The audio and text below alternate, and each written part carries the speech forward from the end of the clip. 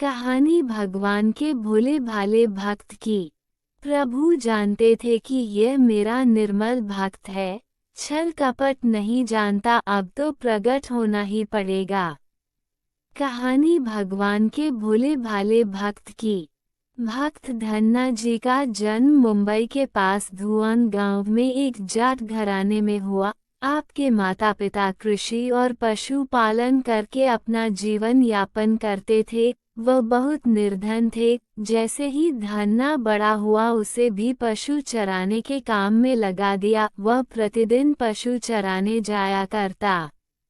गांव के बाहर ही कच्चे तालाब के किनारे एक ठाकुर द्वार था जिसमें बहुत सारी ठाकुरों की मूर्तियां रखी हुई थी। लोग प्रतिदिन वहां आकर माथा टेकते व भेंटा अर्पण करते।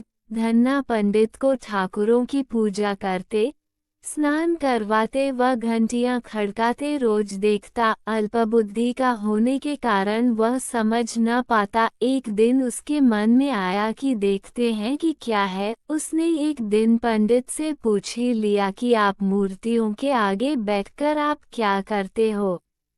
पंडित ने कहा, ठाकुर की सेवा करते हैं, जिनसे कि मनोकामनाएं पूर्ण होती हैं।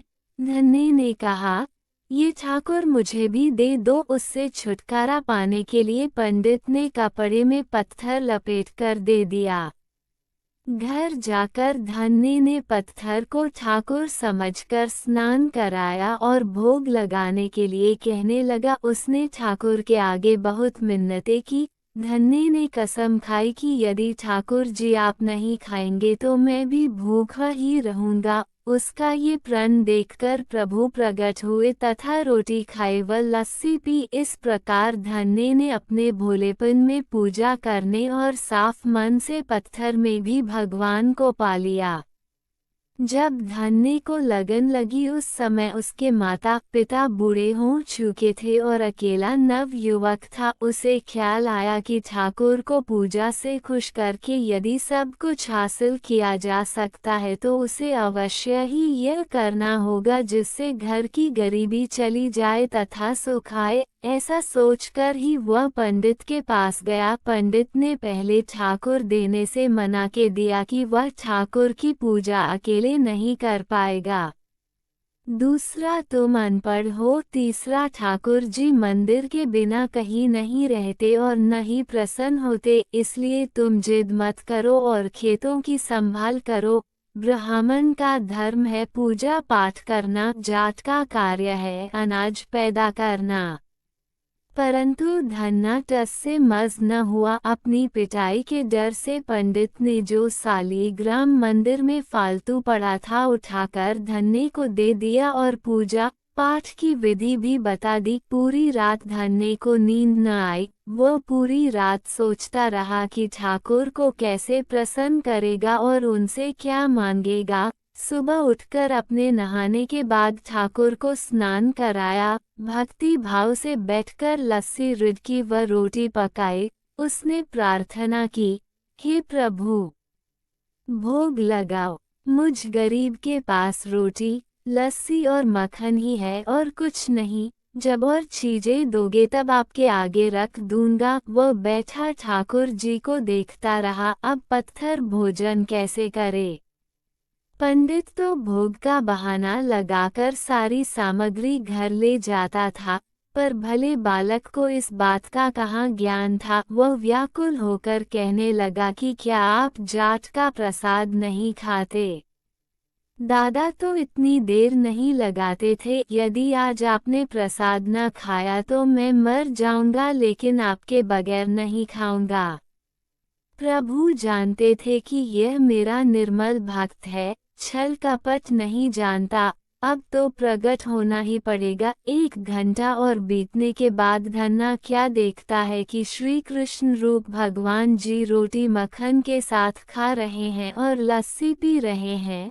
भोजन खाकर प्रभु बोले, धन्ने जो इच्छा है मांग लो, मैं तुम पर प्रसन्न हूँ। धन्ने ने हाथ जोड़कर विनती की, भाऊ जो तुम्हारी भक्ति करते हैं तू उनके कार्य संवार देता है। मुझे गेहूं दाल व घी दीजिए, मैं खुश हो जाऊंगा। यदि जूता कपड़े, 7 प्रकार के अनाज, गाय या भैंस, सवारी करने के लिए घोड़ी तथा घर की देखभाल करने के लिए सुंदर नारी मुझे दें। धन्य की यह वचन सुनकर प्रभु हंस पड़े और बोले, ये सब वस्तुएं तुम्हें मिल जाएंगी। प्रभु बोले, अन्य कुछ? प्रभु, मैं जब भी आपको याद करूं आप दर्शन दीजिए, यदि कोई जरूरत हुई तो बताऊंगा। तथास्तु। भगवान ने उत्तर दिया, हे प्रभु, धन्य आज से आपका आजीवन सेवक हुआ, आपके अलावा किसी अन्य का नाम नहीं लूंगा। धन्ना खुशी से दीवाना हो गया, उसकी आंखें बंद हो गई। जब आंखें खोली तो प्रभु वहां नहीं थे। वो पत्थर का सालग्राम वहां पड़ा था। उसने बर्तन में बचा हुआ प्रसाद खाया, जिससे उसे 3 लोकों का ज्ञान हो गया। प्रभु के दर्शनों के कुछ दिन पश्चात धन्य के घर सारी खुशियां आ गई। एक अच्छे अमीर घर में उसका विवाह हो गया। उसकी बिना बोई भूमि पर भी फसल लहलहा गई। उसने जो जो प्रभु से मांगा था उसे सब मिल गया। किसी ने धन्य को कहा, चाहे प्रभु तुम पर प्रसन्न है, तुम्हें फिर भी गुरु धारण करना चाहिए। उसने स्वामी रामानंद जी का नाम बताया। एक दिन अचानक ही रामानंद जी उधर से निकले। भक्त धन्य ने दिल से उनकी खूब सेवा की तथा दीक्षा की मांग की। रामानंद जी ने उनकी विनती स्वीकार कर ली और दीक्षा देकर धन्य को अपना शिष्य बना लिया। धन्य भगवान के नाम का सुमिरन करने लगा।